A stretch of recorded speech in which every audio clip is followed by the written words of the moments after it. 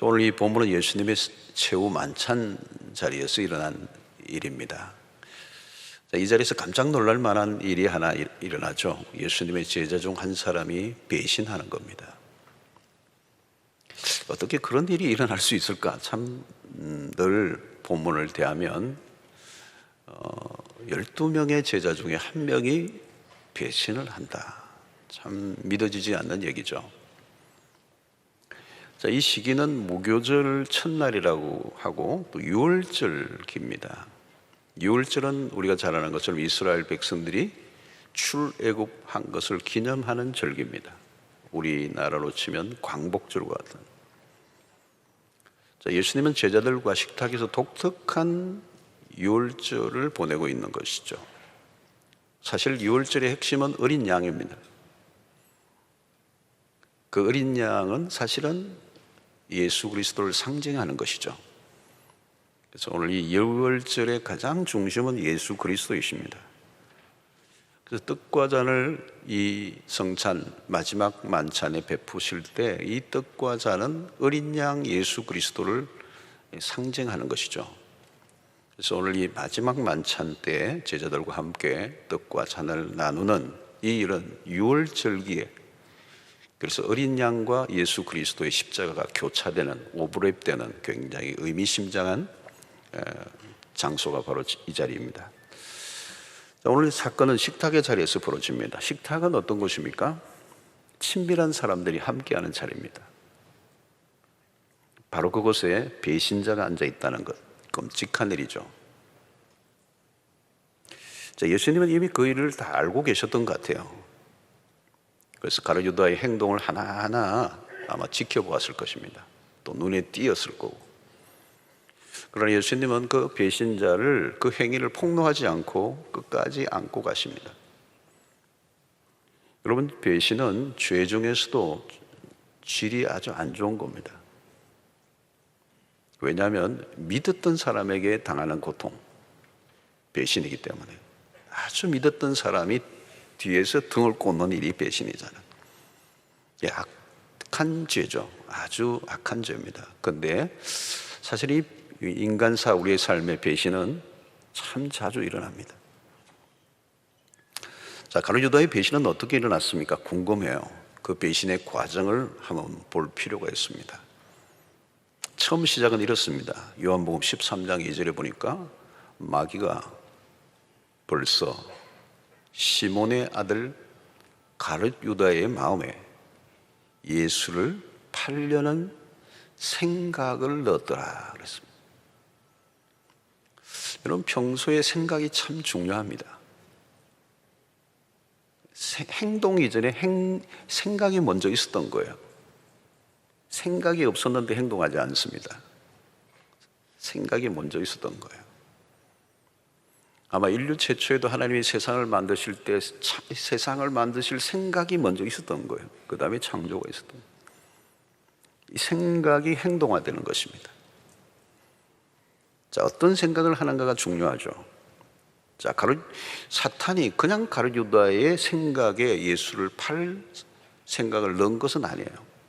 가룟 유다의 마음 안에 먼저 부정적인, 예수에 대한 부정적인 생각이 먼저 들어 있었던 거죠. 여러분, 나쁜 생각을 하면 마귀를 초청하는 것과 같습니다. 마귀가 우리의 생각 안으로 들어와 그 생각에 영향을 주기 시작하면 무슨 일이 일어날지 몰라요. 그러면 그 다음부터는 내가 아닙니다. 그냥 마귀예요, 마귀. 마귀가 내 안에 들어와 생각을 지배하면 내가 마귀가 되는 거예요. 마귀 사촌이 아니고요, 일촌도 아니고 그냥 마귀예요. 자, 요한복음 6장 27절에 70절에 예수님이 이렇게 얘기하십니다. 예수께서 대답하시되 내가 너희 12를 택하지 아니하였느냐? 그러나 너희 중에 한 사람은 마귀니라 하시니라. 자, 왜 마귀죠? 마귀의 지배를 받고 있는 상태이기 때문에. 자, 그의 생각과 마귀의 생각이 일치를 이루고 있는 것입니다. 마귀와 같은 생각을 하고 마귀와 같은 행동을 하고 있으면 자신이 마귀 짓을 하고 있는지 알 수가 없습니다. 자기와 마귀가 일심동체가 되었어요. 스승을 팔아 넘기는 일은 정상인이 할 수 있는 일은 아닙니다. 마귀의 일입니다. 시편에도 배신자에 대한 시가 있습니다. 시편 41편 9절에 내가 신뢰하여 내 떡을 나눠 먹던 나의 가까운 친구도 나를 대적하여 그의 발꿈치를 들었나이다. 이 아히도벨의 얘기입니다. 이 사람은 원래 유능한 사람이고 다윗의 측근이었습니다. 그런데 다윗을 배반하고 그 아들 압살롬의 반란에 참여합니다. 나중에는 그가 압살롬에게 다윗을 기습 공격해야 한다는 자신의 계략을 얘기했지만 그것이 다 무산되자 그는 자신의 고향으로 돌아가서 스스로 목숨을 끊고 맙니다. 성경에 자기 목숨을 스스로 끊는 사람들이 종종 나옵니다. 아히도벨 배신자예요. 가룟유다와 똑같습니다. 배신은 생각에서 출발해서 비극적인 결말을 가져옵니다. 생각으로 출발해서 사망에 이르렀습니다. 성도 여러분, 신앙생활에는 무엇입니까? 주님과 내가 생각을 맞추는 작업이에요. 주님의 생각에 내 생각을 맞추는 작업. 왜 우리가 매일 말씀을 묵상합니까? 주님의 뜻과 나의 뜻이 일치를 이루기 위해서. 그게 맞지 않으면, 주님의 생각과 내 생각이 맞지 않으면 이 신앙에 문제가 생기는 거예요.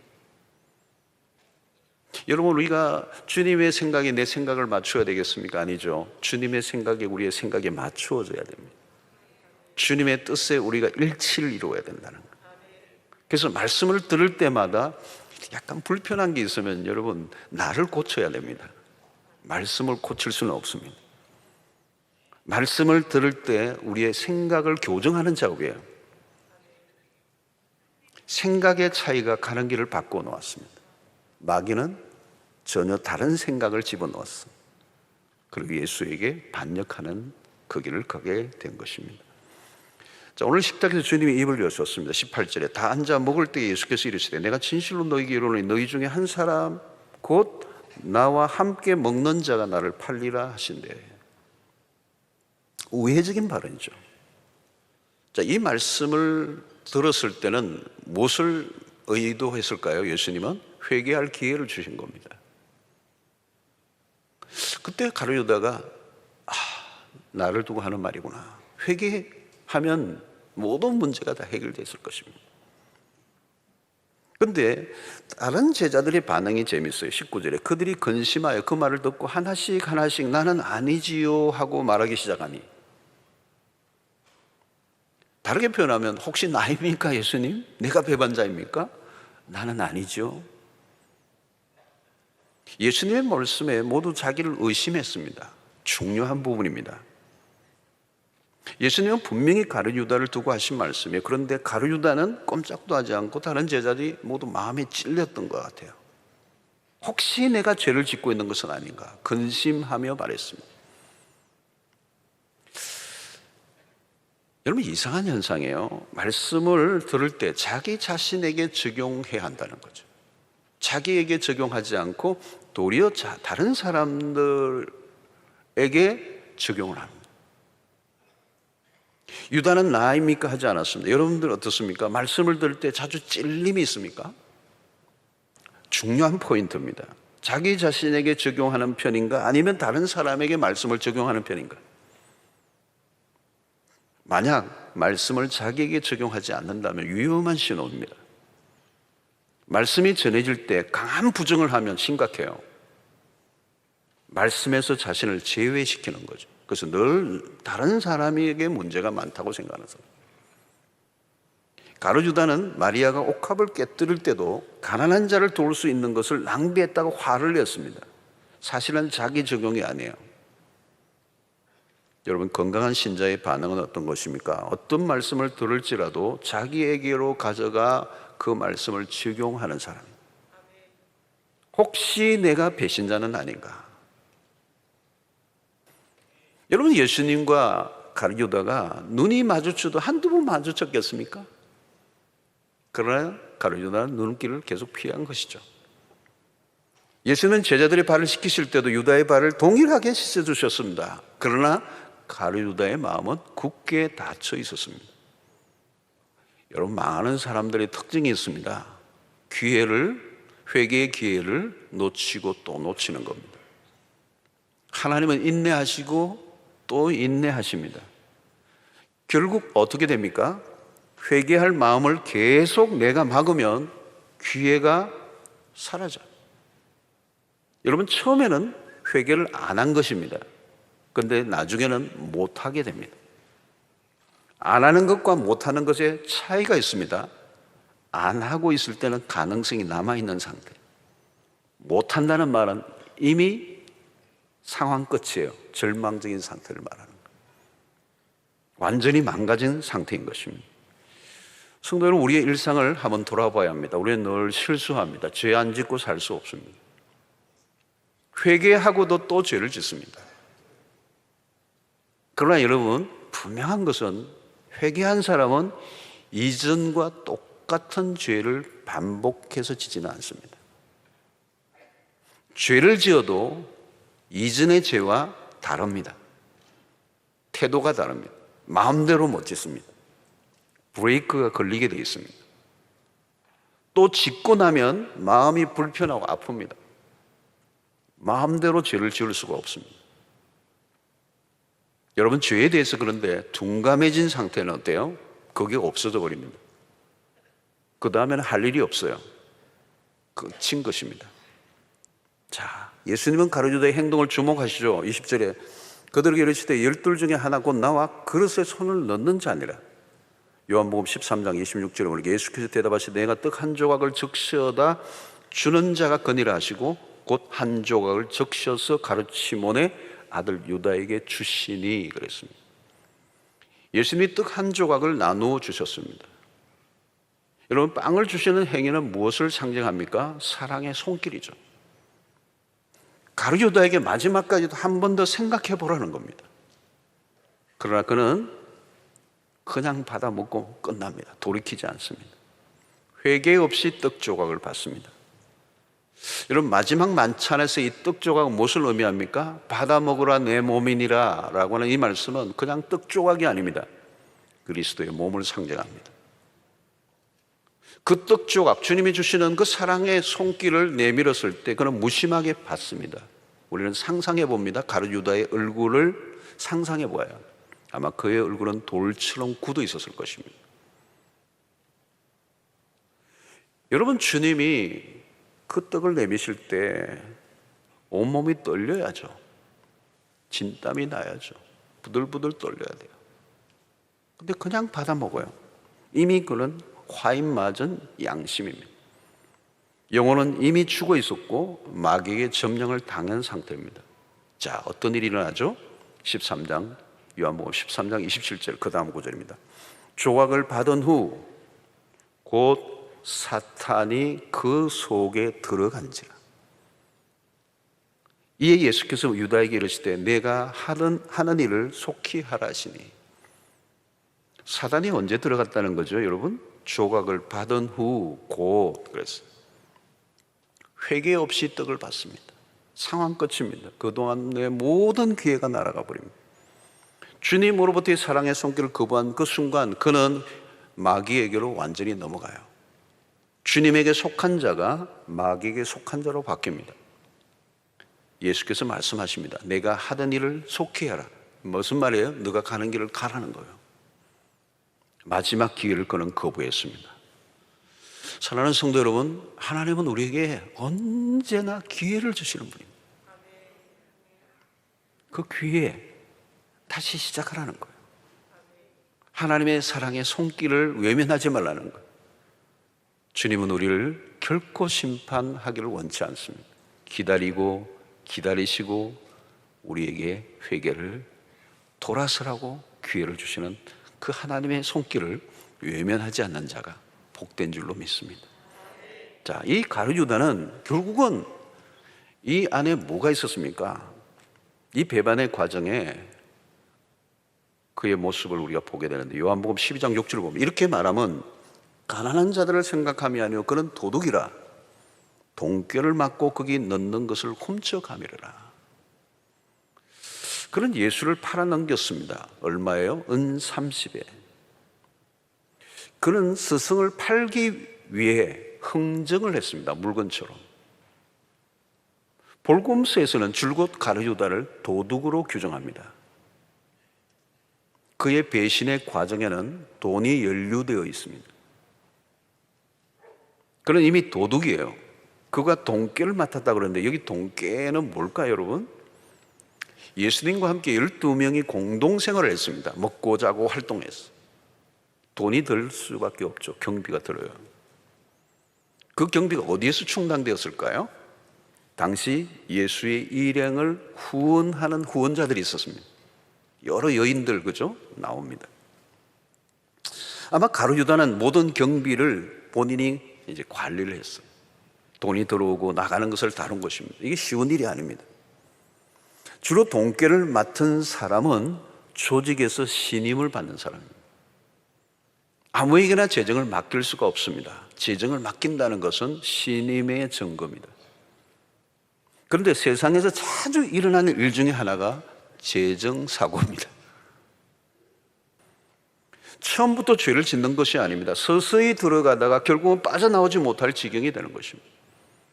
가룟유다의 시작은 돈궤에 손을 넣는 것에서부터 시작했습니다. 처음은 작은 돈을 만졌을 것입니다. 그러나 조금씩 상습화되어 가는 거예요. 습관이 무서운 겁니다. 탐심과 습관이 만나는 거예요. 제자의 위치에서 가장 악한 죄를 짓는 단계까지로 발전했습니다. 그래서 성경이 이렇게 얘기하죠. 야고보 1장 15절에 욕심이 잉태한 적 죄를 낳고 죄가 장성한 적 사망을 낳는다. 욕심이 잉태하면 반드시 죄를 낳는다. 잉태하면 낳게 되었어요. 그리고 그 죄는 가만히 있지 않아요. 계속 부풀어져요. 어디까지요? 사망에 이르기까지. 그러니까 가룟유다의 이 얘기는 배신은 일어날 일이 일어난 겁니다. 여러분, 우리도 헌금할 때 시험, 유혹이 있습니다. 11조 하나님께 속한 것이잖아요. 내 것이 아니에요. 그래서 말라기 선지자는 당시 백성들이 하나님의 것을 도둑질한다고 책망했죠. 하나님께 것을 탐낸 것이죠. 여러분, 하나님의 것에 손을 대면 다른 것은 말할 것도 없습니다. 어디에나 도둑은 있어요. 교회 안에서도 사역을 하는 동안에 돈을 만지는 일들이 있는 분들 조심해야 합니다. 돈을 만지다 보면 영혼의 때가 묻을 가능성이 높습니다. 그래서 속담에 그런 말이 있습니다. 금을 계속 만지면 손이 더러워진다. 정신을 바짝 차려야 되죠. 공사를 구분해야 합니다. 자신을 믿으면 안 된다는 거예요. 죄를 지을 가능성이 있는 환경에 들어가면 안 된다는 거예요. 피하는 게 상책이다. 자신이 죄를 짓지 않도록 투명한 시스템 안으로 들어가야 합니다. 그리고 자신이 그 부분에 약하다라고 생각이 들면 처음부터 안 하는 것이 가장 좋은 것이에요. 사랑하는 성도 여러분, 탐심이 결국 그를 집어삼켰습니다. 그 죄가 돈을 사랑하던 그 마음이 결국은 스승까지 팔아넘기는 이 인간의 연약함을 우리가 보게 되는 것입니다. 결국 가룟유다는 12제자에서 탈락하고 맙니다. 제자로 부름을 받았으나 배신자로 끝을 맺습니다. 그는 시작과 끝이 달랐습니다. 사도행전 1장 17절에 보면 이 사람은 본래 우리 수 가운데 참여하여 이 직무의 한 부분을 맡았던 자라 그랬어요. 그는 12명이라는 숫자에 참여했습니다. 영광입니다. 그는 예수님으로부터 직무를 받은 소명자였어요. 출발은 좋았지만 끝이 좋지 않았습니다. 출발이 좋았다면 끝도 좋아야 하는 것입니다. 결국 가룟유다는 끝까지 가지 못했어요. 그는 도중하차하고 말았습니다. 결국 다른 사람이 그 자리를 대신하게 되죠. 오늘 마띠아라는 사람이 가룟유다를 대신하여 제비 뽑아 그 자리에 들어가게 됩니다. 여러분, 이것은 무엇을 우리에게 보여줍니까? 내가 빠진다고 뭐가 무너지고 하나님의 역사가 중단되는가? 아니에요. 사도행전을 보면 베드로가 전반전의 주역입니다. 베드로가 없으면 안 될 것 같은 아니요, 바울이 등장합니다. 바울이 지나고 그 뒤를 누가 있습니까? 디모데가 있습니다. 내가 안 하면 다른 사람을 통해서도 하나님의 역사는 이어져 가게 돼 있어요. 하나님은 누구를 통해서도 역사하실 수 있습니다. 이왕이면 내가 그 일에 쓰임 받는다면 얼마나 큰 축복이겠습니까? 부름을 받는다는 것은 특권입니다. 우리에게 영광 중에 영광입니다. 하나님이 불러주신 게 어딥니까, 여러분? 우리는 질그릇과 같은 존재들이에요. 우리로는 실력이 없고 우리로는 감당할 수 없지만 주님이 부르신 그 일에 순종하며 나아갈 때, 주님이 하라고 하시는 그 일에 우리가 달려가게 될 때 하나님께서 우리를 사용해 주시는 것입니다. 사랑하는 성도 여러분, 중요한 것은 뭘까요, 여러분? 자기 자리를 끝까지 지키는 것입니다. 충성이 무엇입니까? 끝까지입니다. 곁길로 빠지지 말라는 거예요. 근데 마귀가 유혹을 한다는 거예요. 자, 21절에 보면 인자는 자기에 대하여 기록된 대로 가거니와 인자를 파는 그 사람에게는 화가 있으리로다. 그 사람은 차라리 나지 아니하였더라면 자기에게 좋을 뻔하였느니라. 인자를 판 그 사람에게는 화가 있으리라. 차라리 나지 아니하였더라면 자기에게 좋을 뻔하였다라고 말씀하고 있습니다. 가룟 유다는 하나님의 구원의 역사의 그림자예요. 하나님의 역사가 이루어져가는 과정에는 빛만 있는 게 아니라 어두움도 있습니다.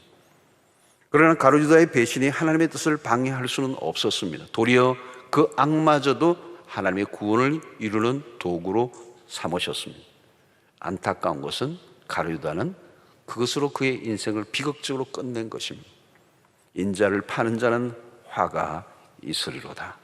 가장 불행한 인생이 되었습니다. 사랑하는 성도 여러분, 오늘 나는 부름의 자리에 있는가를 확인해 보아야 합니다. 가룟 유다는 자기의 길을 걸어갔어요. 여러분, 우리가 내 마음대로 하는 것이 자유인가? 아니에요. 그리스도에게 매인 자가 진정한 자유인이라는 사실을 믿으시고 그리스도의 매인, 그리스도의 종들로 끝까지 완주하는 은혜가 여러분들에게 있게 되기를 축원합니다. 오늘 이 시간 가룟 유다를 통해서 우리 자신에게 물어봐야 돼요. 나는 그리스도를 진실로 믿고 따르는 자인가? 아니면 조직에 참여하는 그냥 멤버십인가? 여러분, 두 사이에는 큰 차이가 있습니다. 관계성이라는 거죠. 조직에 관계된 건가 아니면 예수 그리스도에게 관계된 것인가? 수영로 교회라는 교회 조직에 속해 있는 것과 그리스도에게 속한 것은 구분될 수가 있습니다. 세월이 흐를수록 나는 주님과의 관계가 더 깊어져 가고 있는가? 변화하고 있는가? 아니면 변질되어 가고 있는가? 그리스도를 닮아가고 있는가? 세상을 닮아가고 있는가를 확인해야 합니다. 매 순간 우리 자신의 신앙을 검증해 보아야 하는 것입니다. 나는 예수의 제자인가? 아니면 배신자인가? 예수의 이름을 위해 내 생명을 내어놓을 수 있는 자인가? 아니면 내 예수의 이름을 이용하는 자인가? 그 이름에 나의 반응은 어떤 것인가를 확인해야 합니다. 사랑하는 성도 여러분, 오늘 우리가 단순한 종교인으로 그저 열심히 교회를 다니는 것으로는 큰 의미가 없습니다.